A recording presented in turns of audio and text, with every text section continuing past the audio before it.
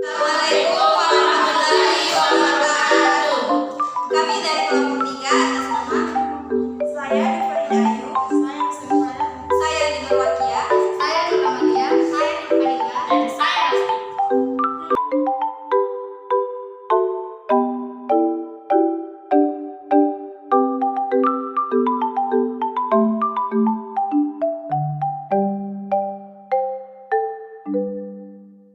Pada kesempatan kali ini, kelompok kami akan membahas mengenai hak asasi manusia.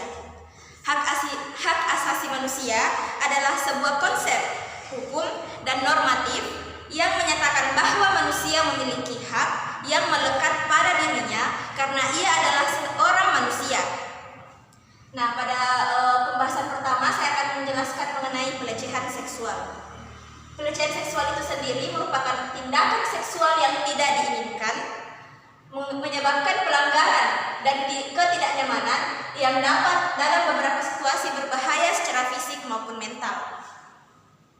Korban dapat merasakan terintimidasi, tidak nyaman, malu, serta terancam.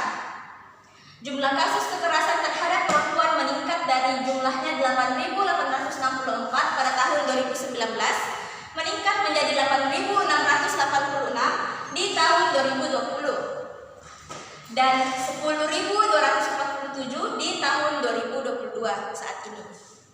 Kebanyakan kasus tercatat adalah kasus kekerasan fisik 6.576 kasus dan psikis 6.295 kasus. Mungkin itu saja dari saya. Kami beralih pada pemateri selanjutnya. Ini saya akan menjelaskan mengenai kasus pelecehan seksual. Yang pertama, kasus yang terjadi di Pindrang, Sulawesi Selatan, di mana salah satu pimpinan pondok pesantren yang berada di Pindrang ini tersangka dugaan kasus pelecehan seksual.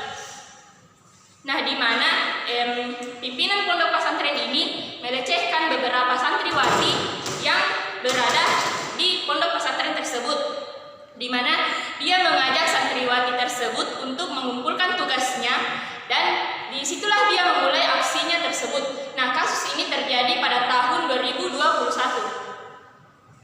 Untuk kasus yang kedua terjadi pada salah satu mahasiswi di Universitas Negeri Makassar atau bisa dibilang UNEM, di mana oknum dosen ini melecehkan mahasiswinya pada saat mahasiswi tersebut konsul kepada dosen tersebut. Nah, di sini kasus ini terjadi pada tahun 2022.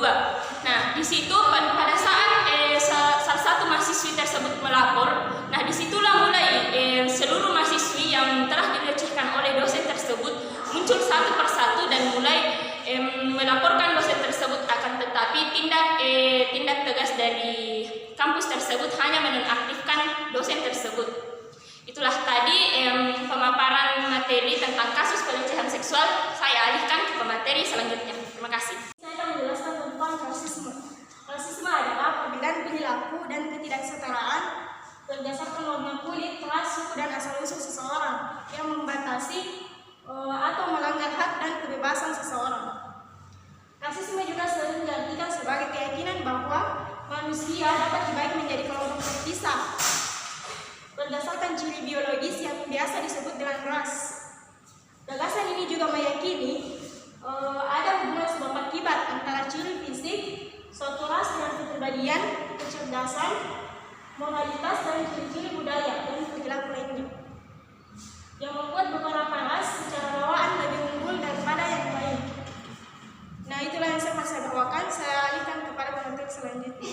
Baik, saya akan menjelaskan tentang contoh rasisme.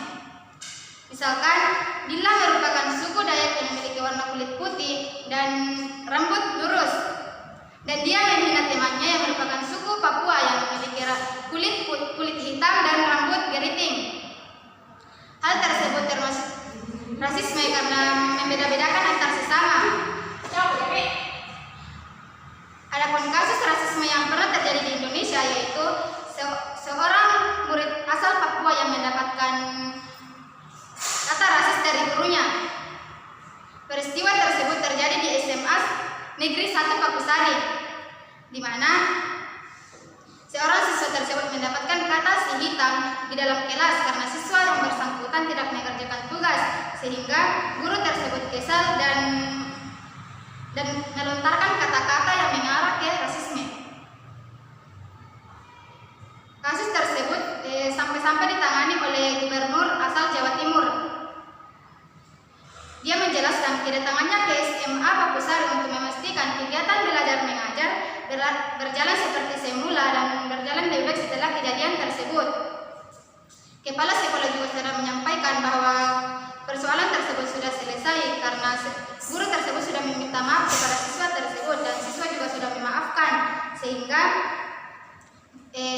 dia juga berharap kejadian tersebut tidak akan terulang kembali.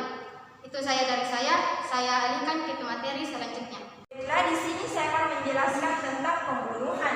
Pembunuhan adalah suatu tindakan untuk menghilangkan nyawa seseorang, baik melanggar hukum maupun tidak melanggar hukum. Pembunuhan biasanya dilakukan dengan berbagai macam motif, misalnya politik, kecemburuan, dendam, membela diri, dan sebagainya. Pembunuhan juga dapat dilakukan dengan berbagai cara. Yang paling umum adalah menggunakan senjata api atau senjata tajam. Pembunuhan juga dapat dilakukan dengan bahan peledak seperti bom. Nah, selanjutnya saya alihkan ke materi selanjutnya. Memberikan contoh satu kasus pembunuhan yang terjadi di Kabupaten Pinrang, yaitu tukang galon tega membunuh seorang ibu dan anak. Pada saat mengantar galon, pelaku melihat korban yang sementara berpakaian seksi, sehingga pelaku bernafsu dan ingin memperkosa korban. Saat itu, pelaku langsung memegang tangan korban dan mendorong korban sehingga terjatuh di tempat tidur. Namun, korban melawan sehingga pelaku langsung mengambil pisau dapur yang ada di samping tempat tidur dan menikam korban sebanyak 2 kali. Pada saat korban sudah terjatuh, pelaku ingin melanjutkan perbuatannya untuk memperkosa korban. Anak korban keluar dari WC dan pelaku langsung memukul perut anak korban tersebut. Dan pelaku kembali mengambil pisau lainnya dan menikam anak korban sebanyak 2 kali. Itulah tadi penjelasan dari kelompok kami. Saya ucapkan dengan ucapan wallahi ta'ala sholihin. Wassalamualaikum warahmatullahi wabarakatuh.